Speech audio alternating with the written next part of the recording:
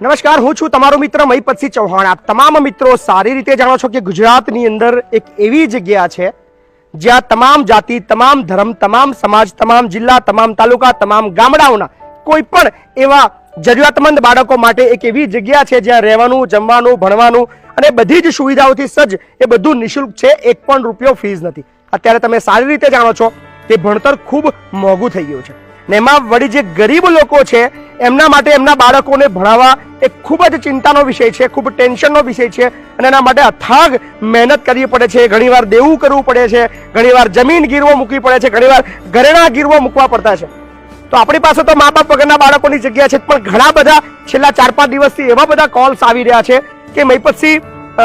મારી દીકરી છે, હું મતલબ રોજગારી માટે કામ બહાર જાઉં છું, 300-350 રૂપિયા મળે છે, મારા વાઈફ ઘરકામ કરે છે, 300 રૂપિયાની અંદર